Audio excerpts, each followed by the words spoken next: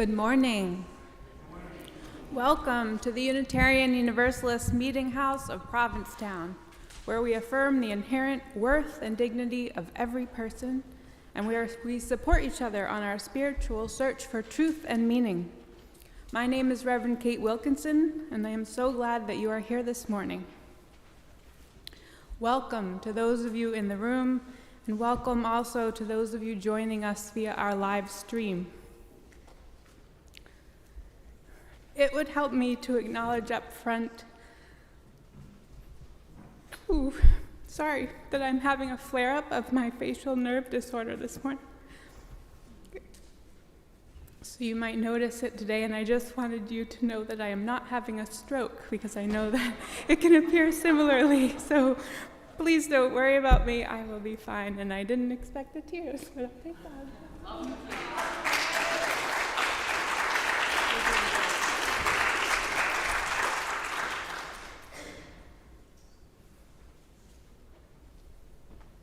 Thank you. Today is our Blue Holiday service. We love to celebrate the holidays here, and we will spend the next month together marking Hanukkah, solstice, Christmas, and New Year's with all of the rituals and trimmings. But we begin the month more somberly to acknowledge that though there is much to celebrate and hope for, there is also much to grieve.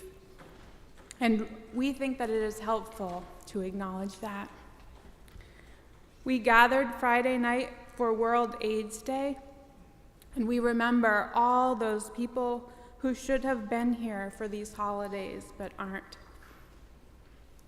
And we are glued to the news each day as hostages are released and as we hold our breath at the renewed violence in Gaza.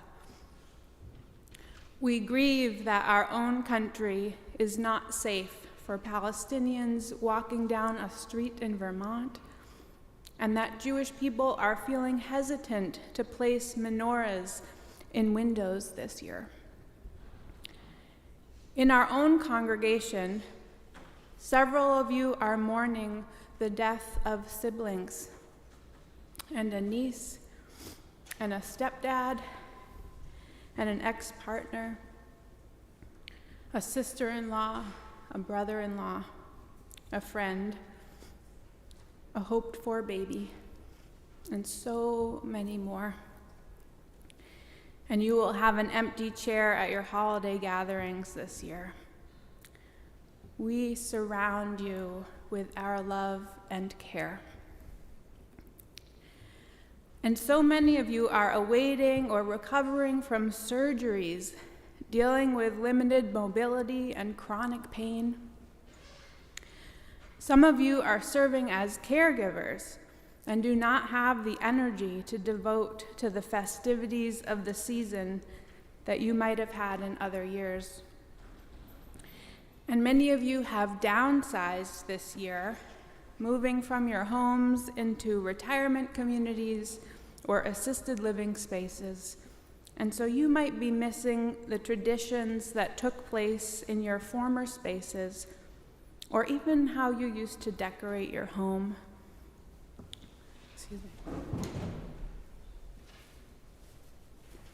So before we get into the celebrations, we take this day to make space for those things, to find a way to weave these realities into our worship life and community life, so that we do not feel so disconnected from the rituals of the season. So if you are not feeling merry and bright, this service is for you.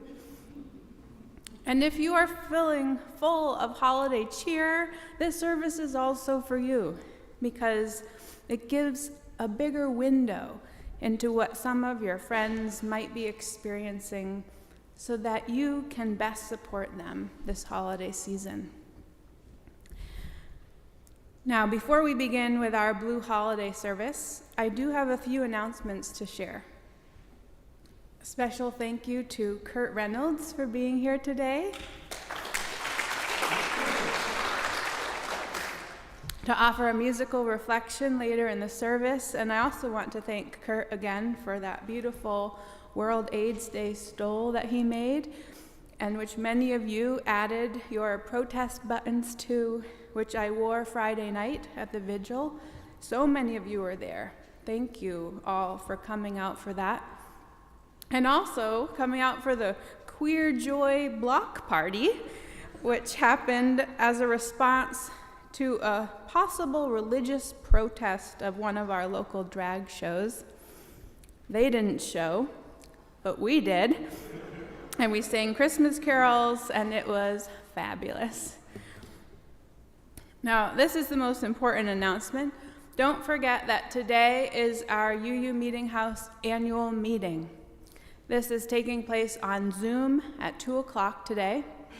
We sent the meeting link out to the folk email list, and members have received packets in the mail, but please let us know if you still need that Zoom link. All are invited to attend, but only members may vote. We do need a quorum for the votes on our budget, our board members, and nominating committee members. So please come if you can at 2 o'clock today. Next week will be our Hanukkah service on Sunday morning. We also want to be sure to invite you to our winter solstice service on Thursday, December 21st at 5 o'clock. That will be downstairs in Acker Bosworth Hall. Unfortunately, we're not able to live stream that one, but we will be live streaming our Christmas Eve candlelight service at 7 o'clock on December 24th. Because Christmas Eve is on a Sunday this year, we will actually be having 2 services that day. In the morning, just to make it a little bit more fun and informal, I am inviting you to come in your pajamas. It's a pajama party service. Come in your pajamas or bathrobes. If that doesn't appeal to you, although I hate it when Lisa is right, then you can also come in your silliest or best holiday sweater. And please bring some holiday treats for coffee hour that day. Do not wear your pajamas to our evening service. People will look at you funny. You might even want to dress up for that service if holiday finery is something that you enjoy. And just a heads up about this week, we are doing some more greening work here at the Meetinghouse this week, working on installing insulation. This will make our building much more energy efficient. We're not sure how loud or disruptive this work is going to be, so please call ahead before coming by so we can let you know the lay of the land. If we need to close the offices for that work, we will send out an email. And finally, if you are here in person today, we hope that you will stick around for a little while after the service ends for coffee and conversation downstairs in Acker Bosworth Hall. Is it possible that that handheld mic is still on? Nope. Okay, I'm feeling echoey. Let's take a moment now to affirm our community's covenant. You can find this on the little purple laminated cards in your pews, or you can just listen line by line as I say it. I invite you to repeat each line after me. Love is the spirit of this meeting house. This is our great covenant. To dwell together in peace. To seek the truth in love. And to help one another. And now, as we light our chalice here in the sanctuary, I invite those of you watching online to light a candle wherever you are. In this way, we can feel connected even while we are apart. I invite Ellen and Marty to light our chalice this morning.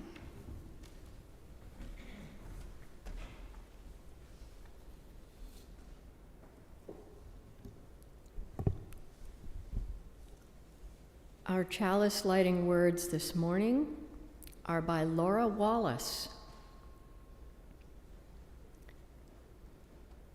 As frozen earth holds the determined seed, this sacred place holds our weariness, our worry, our laughter, and our celebration.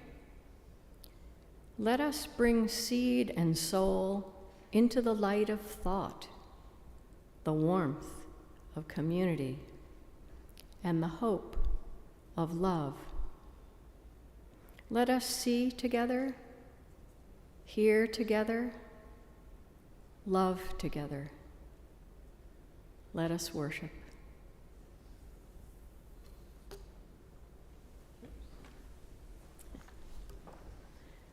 Please join us now in singing hymn number 55, Dark of Winter. That's number 55 in the gray hymnals. Please rise as you are able.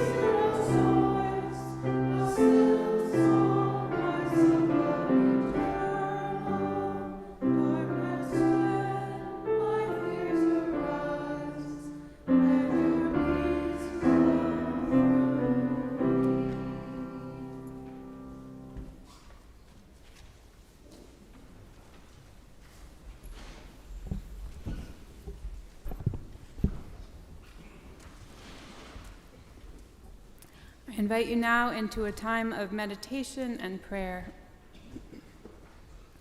During this time or at any time during the service, you are welcome to light a silent candle at the table to the right of the pulpit, where there is a journal to record your thoughts and prayers. Today we won't be singing Spirit of Life as we usually do. We'll be singing a different hymn, which I will announce after the prayer.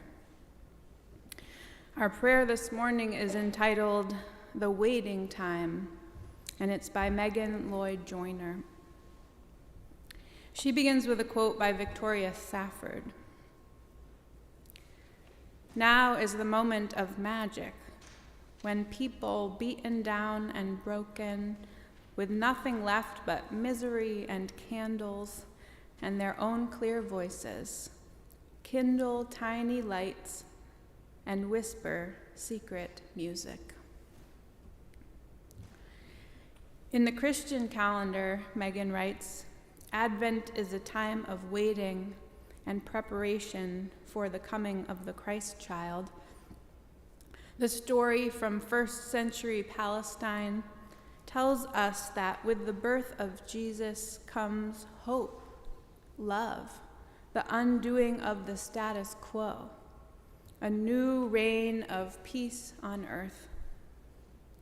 At this time of year, we are invited, as weary people have done since the beginning of time, to kindle tiny lights and whisper secret music, to cradle our hopes like newborn children, to wonder what love looks like in practice, to await a new era with patience and preparation.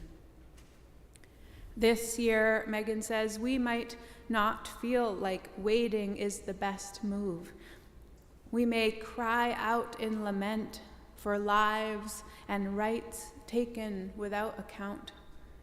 joining our voices with all who cry for justice and peace. This year, sitting quietly in the midst of chaos might feel close to impossible. Finding the magic in this season of waiting can be difficult for many of us, not just this year, but any year. For how does one sit quietly when life can be so unkind? What about the times when we wait for word of family in conflict zones, of an injured friend or a dreaded diagnosis? Times when we wait for illness to set in or for a child who does not arrive? In times like these, we might find ourselves wishing that time would pass more quickly to get us to the other side. How do we live in that kind of waiting time? Advent challenges us not just to wait, but to wait actively, to do the work of preparing hearts and till the soil that awaits seeds of hope and love.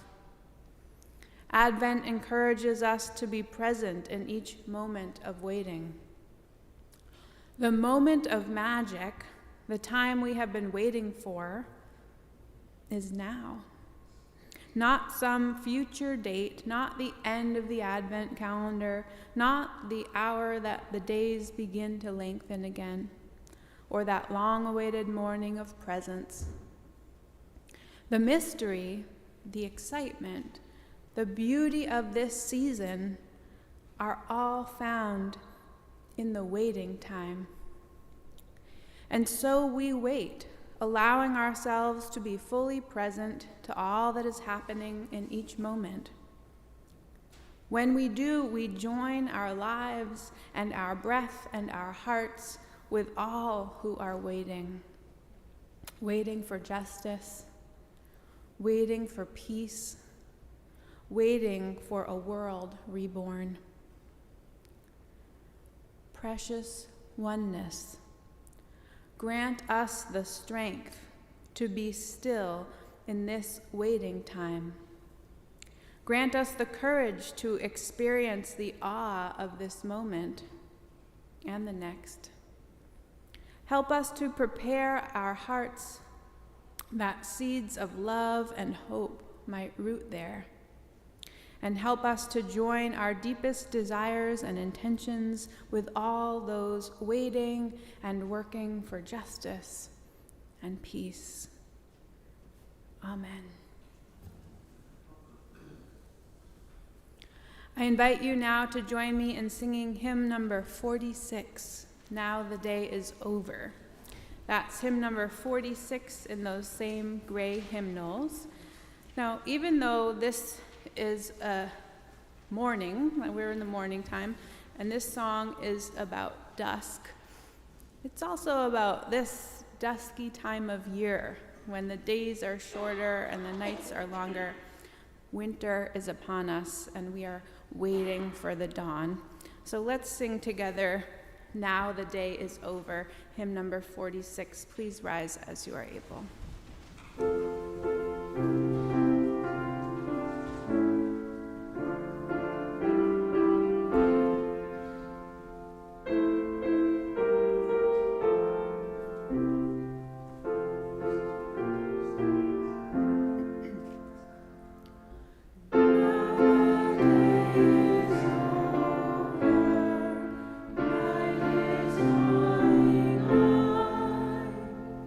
Shadow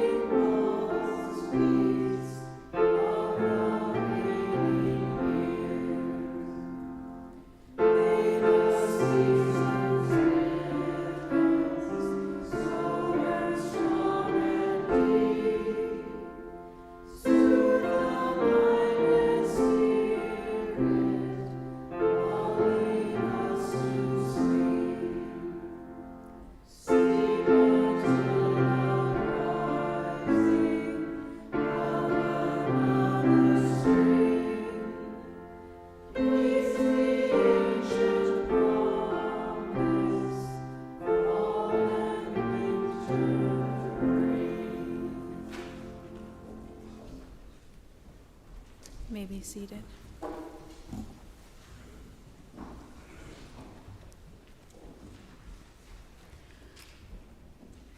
As our prayer just alluded to, today is the first Sunday in Advent, so we are beginning to light the candles on our Advent wreath this morning.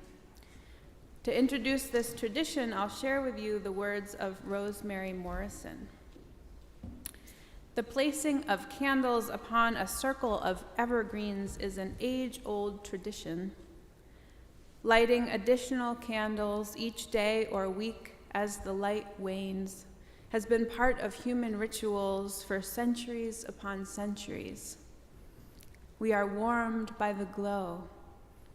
We are reminded that the wheel of the season will turn and brilliant, lengthening days will return. The original Advent wreath in the Christian tradition dates back to the 16th century and included a candle for each of the 24 days leading up to Christmas. For us, here in this time, the circle of evergreens reminds us that love will never end. We light candles each week with anticipation as we know a new season will soon be here. Days will become longer, and we know the warmth of the candles will soon be replaced by the warmth of the sun. The first Advent candle is the candle of hope. Hope is the motivating force that moves us through times of despair. The days are getting shorter, the weather colder, and the nights longer. Hope tells us that longer days are ahead, that new life will emerge, and that we need to hold on just a little longer. With hope, we begin our journey toward the sun and the new life it brings. We light the candle of hope.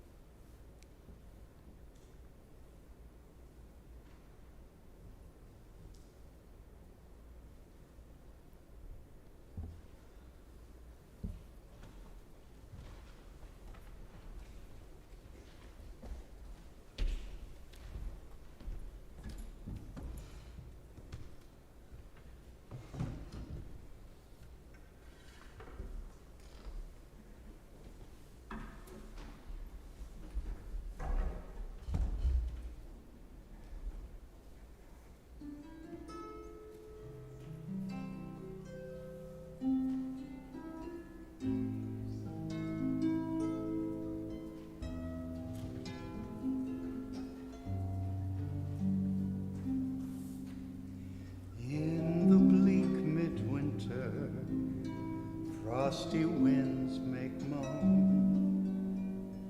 I stood still, earth stood still as iron, water like a stone. Snow had fallen, snow on snow, snow on snow, in the bleak midwinter.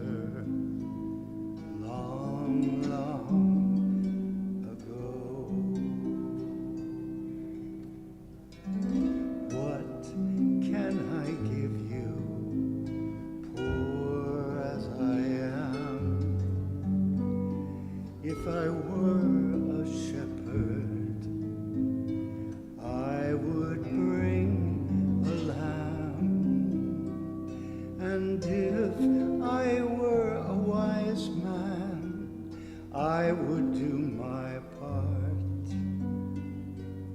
What can I give you? Give you my heart.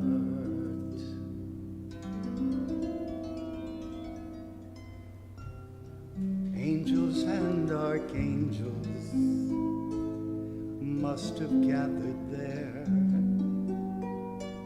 cherubim and seraphim gathered in the air. But his mother Mary in her maiden bliss, worshipped the beloved with a kiss.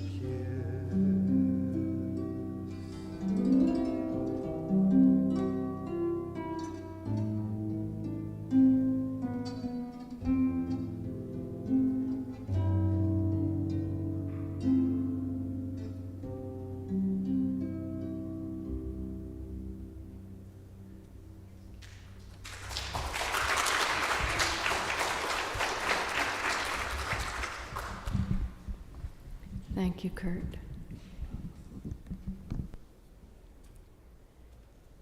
This morning's reading is a poem that comes to us via the League of Canadian Poets.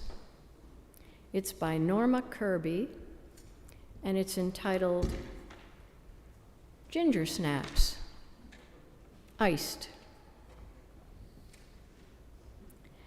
Never schedule a meeting in November or December.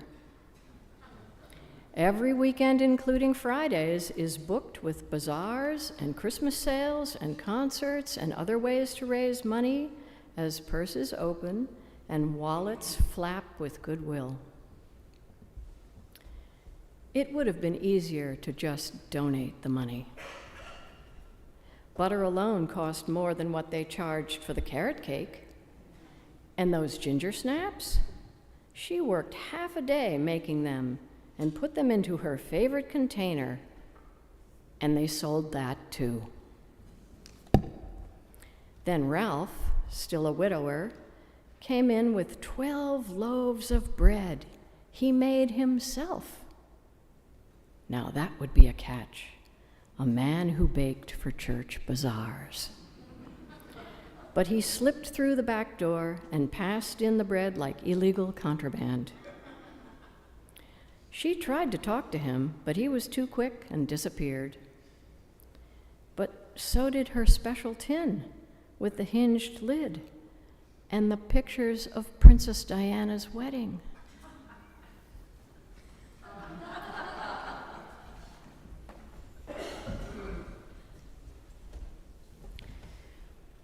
Now is the time in our service where we take a collection for the ongoing support of this Meetinghouse and our shared ministry. As we enjoy a musical reflection by our choir, we welcome your donations here in the sanctuary or online through PayPal or Venmo. You can find that information on our website, uumh.org, and there are QR codes in the pews as well. I invite 3 volunteer ushers to come forward for the collection. On and off-site, your offerings will now be gratefully received.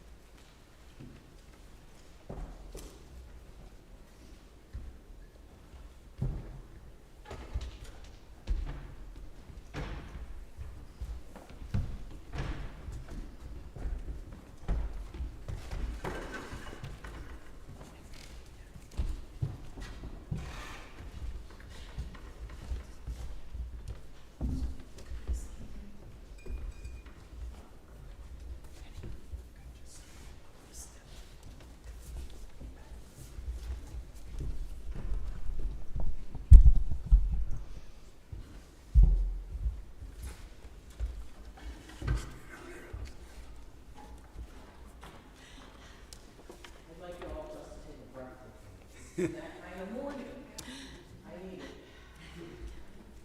And I'd like to invite any of you who are able to please come Christmas Eve and sing with the choir. I will make the music available to you, and I will also have parts that you can learn. And really, I am more concerned about us and singing than I am about anything being perfect. Tomorrow will be perfect. So come and join us. And thank you. Okay.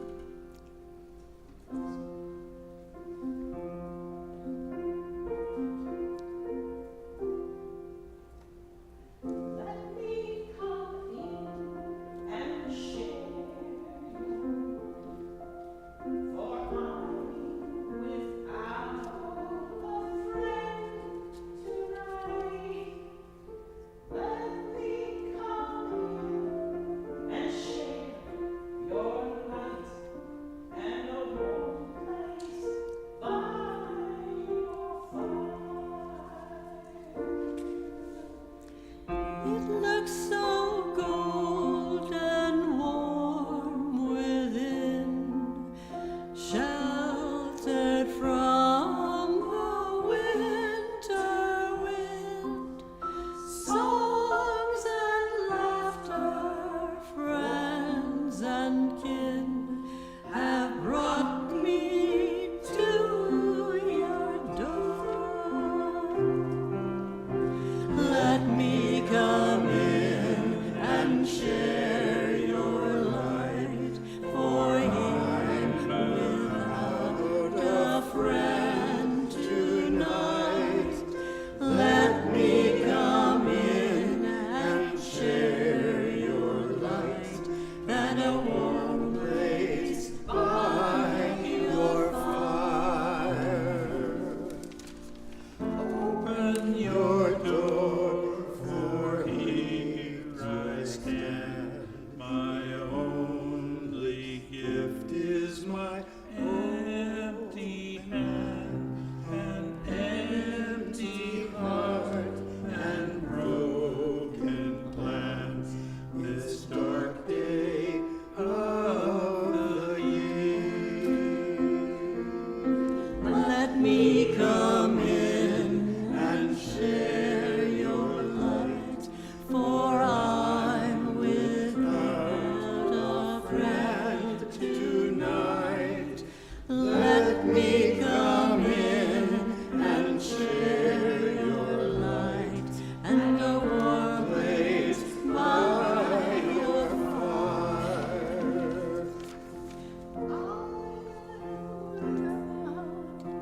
I am without a home today, and soon I will be on my way. I only ask you to let me stay for an hour by your fire. Let me come in and share your light, for I'm without a friend tonight.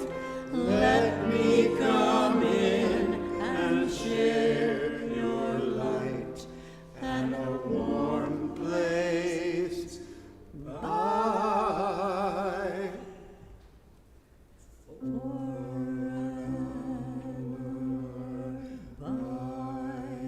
your fire.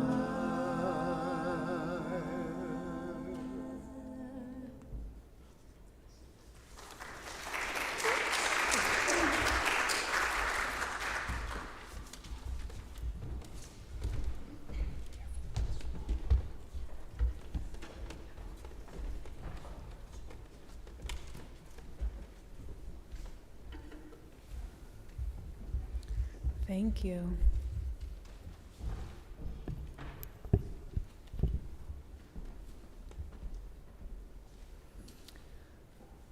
Never schedule a meeting in November or December.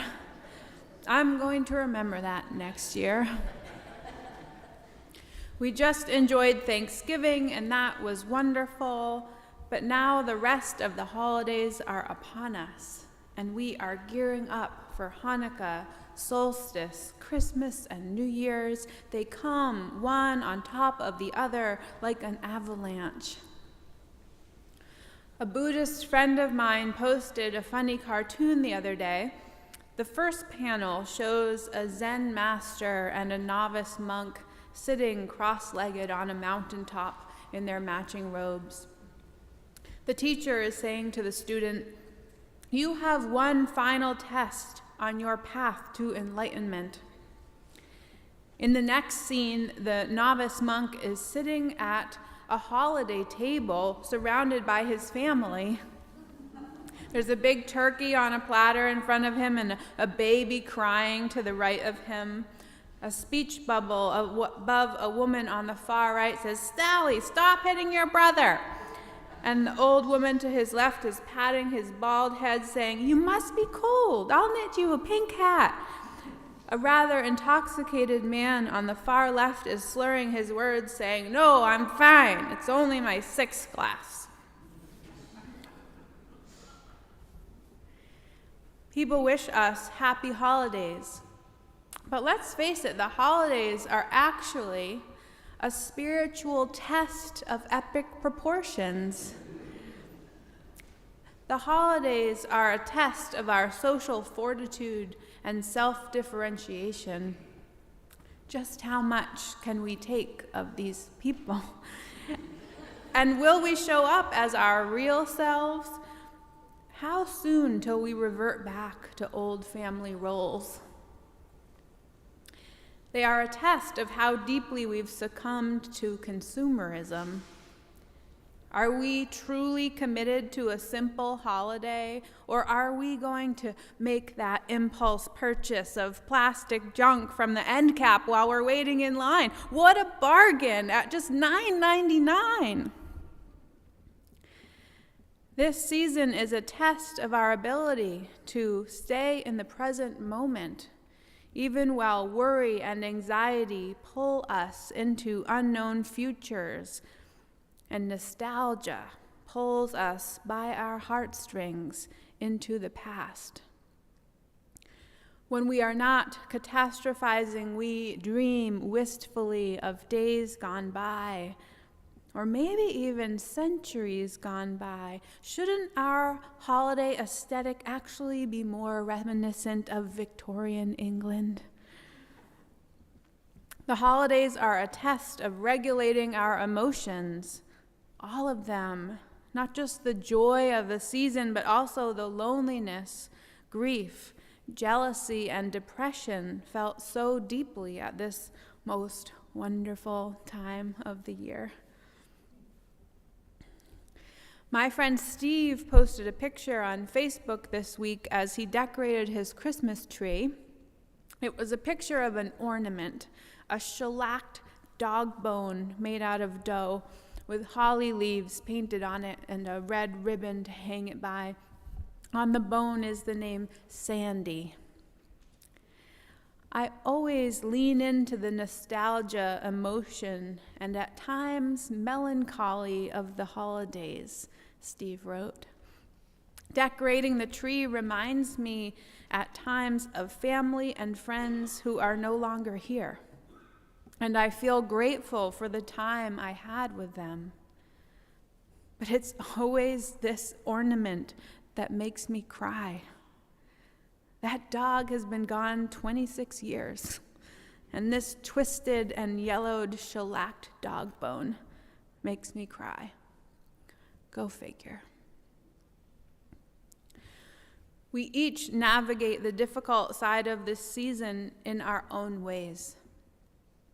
Maybe like Ralph, we drop our bread loaves off at the back door of the Christmas bazaar instead of engaging with the crowds. Or like Steve, we allow ourselves a good cry when we hang a special ornament on the tree. Maybe we make our mother's special potato latke recipe and let the crisp pancakes and soothing applesauce stand in for her presence in our kitchen. The holidays, though full of parties and presents, concerts and invitations and crowds, can actually be a really lonely time. I think social media makes this worse because if we choose to stay home instead of going to a social gathering, we don't get to just enjoy our quiet night. We also get to come face to face with all the pictures of smiling, happy, dressed up people who did not stay home and see all the things we are missing out on. And even though we chose not to go, it still feels bad. It might help us with the holiday blues to think of loneliness differently, to think of it as a companion or teacher. Pema Chodron is a popular American-born teacher of Buddhism. She recently wrote a piece called 6 Kinds of Loneliness. I found it to be a really challenging piece, actually, and I can't share all of it this morning because it's quite dense. But she seems to be saying that loneliness is actually a path to enlightenment. So when she names the types of loneliness, she's not listing them as bad things, but rather as tools for our spiritual journey. As the title suggests, there are 6 of them, but I'll just share 2 with you today, and you can look up the article later and learn about the rest. One type of loneliness, she says, is less desire. Less desire is the willingness to be lonely without resolution, when everything in us yearns for something to cheer us up and change our mood. Practicing this kind of loneliness is a way of sowing seeds so that fundamental restlessness decreases. In meditation, for example, every time we label thinking, instead of getting endlessly run around by our thoughts, we are training in just being here without dissociation. After we practice less desire wholeheartedly and consistently, something shifts. We feel less desire in the sense of being less solidly seduced by our very important storylines. So even if the hot loneliness is there, and for 1.6 seconds we sit with that restlessness when yesterday we couldn't sit even for one, that's the journey. That's the path of bravery.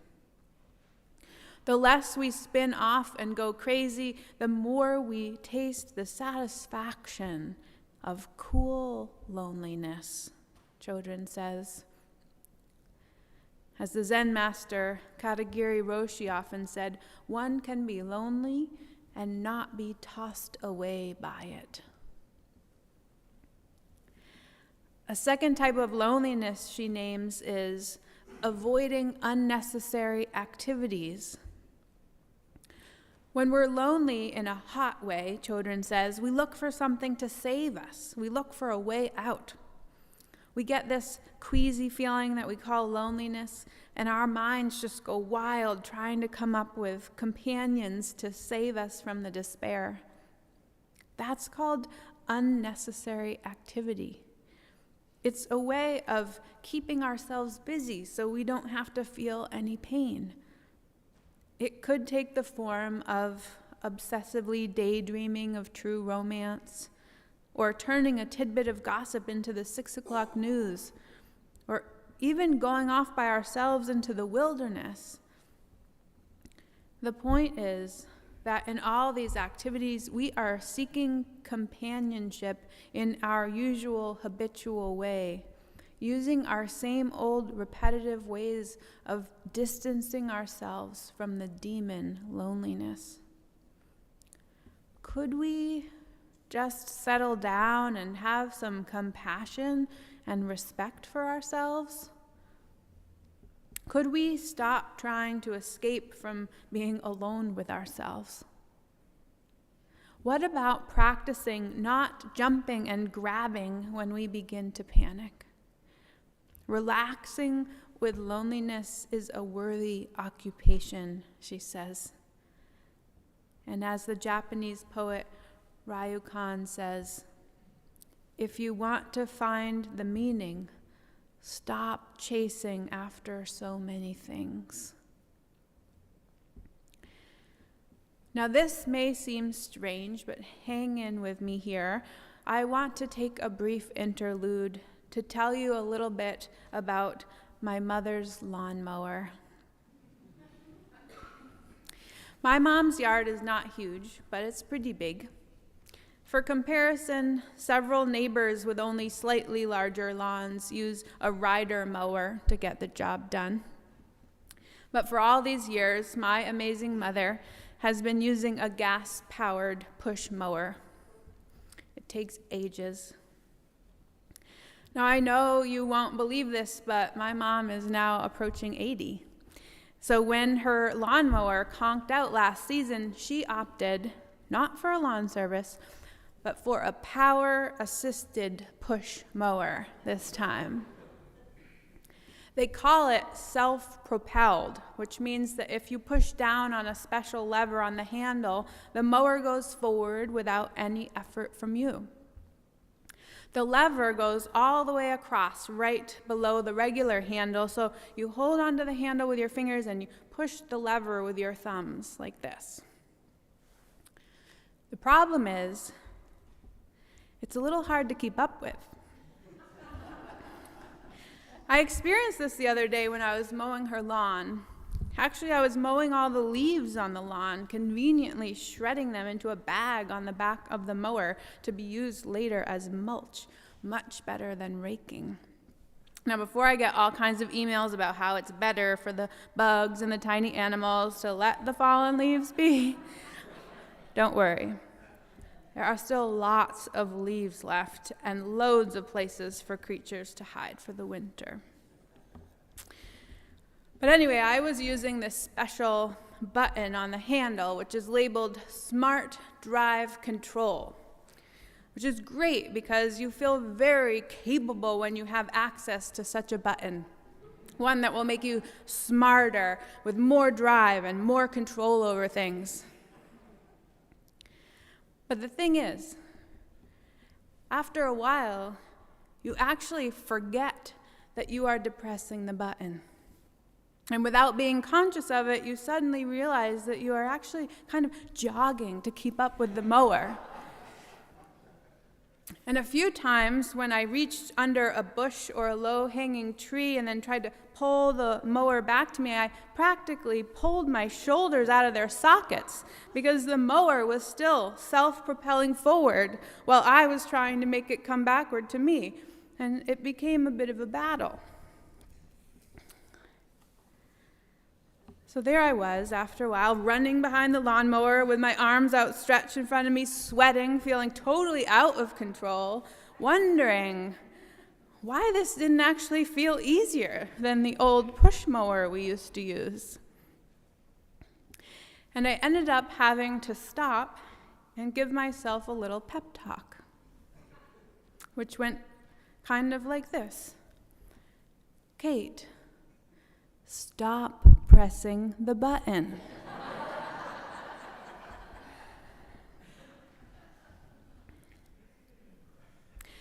Going full throttle gives you the illusion of smart drive control, but it is exhausting.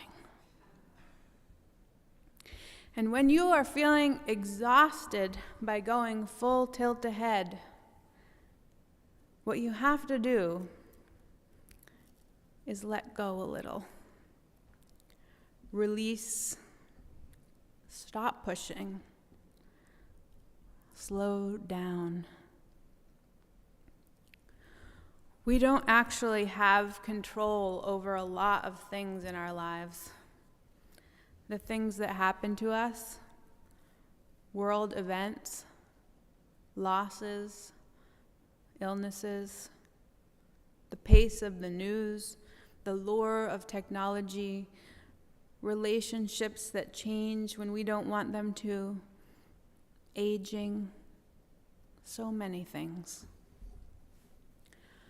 But we do have some control over how hard we are pressing that button, that full throttle button. And when we are reminded to, we can take our thumbs off of it for a while. Stop trying to keep up and instead set our own pace. One that is less frantic. One that accomplishes less but makes us more present to the moment we are in. These are my prescriptions for you this holiday season, especially if you are not feeling the holidays.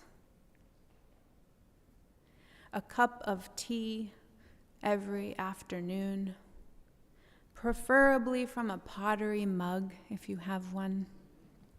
Holding the warmth of the cup in your hands and breathing in the steam from the top.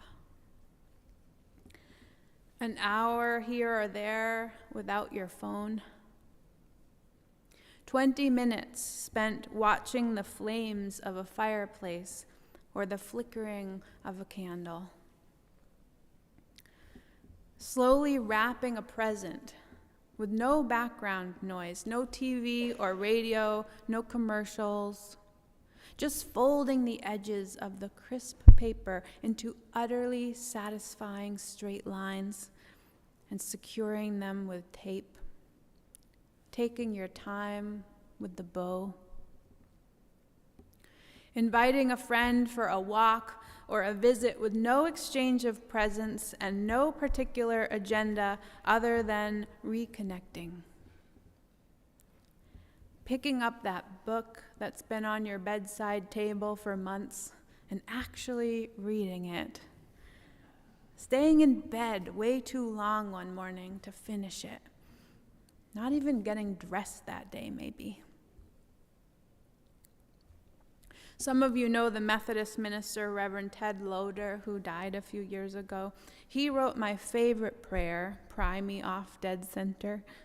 Well, here's another prayer of his called Gentle Me.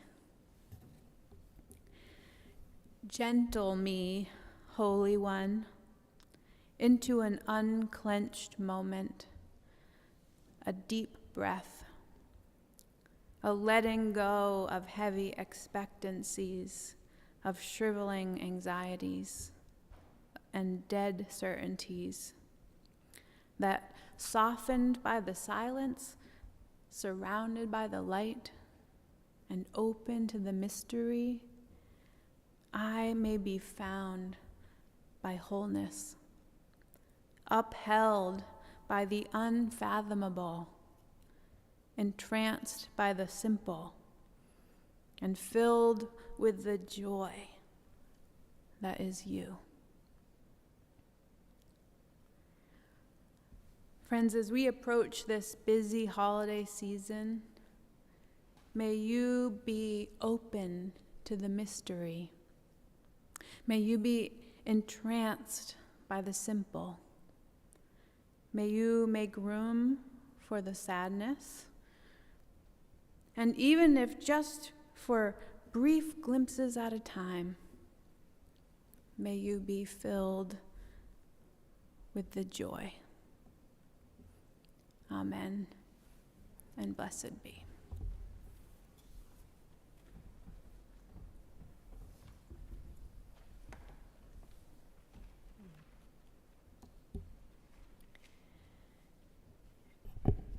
It has become our practice to pose a question on the theme of the service each week. It can be a topic of sharing at coffee hour or with friends during the week. If you'd like to delve deeper into this question, we invite you to join us at our Zoom coffee hour on Tuesday evening at 5 p.m. Please contact the office if you need that link. Our question this week is, as the holiday season ratchets up the speed, what is something you can do to slow down? As the holiday season ratchets up the speed, what is something you can do to slow down?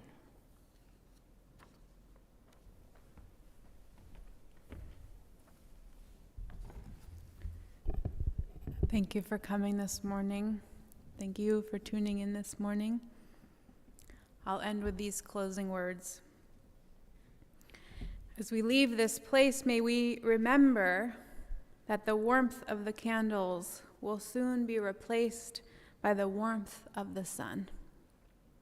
Till then, we hunker down, we slow down, we hold each other close, and we befriend loneliness, that great teacher of enlightenment. Go in peace.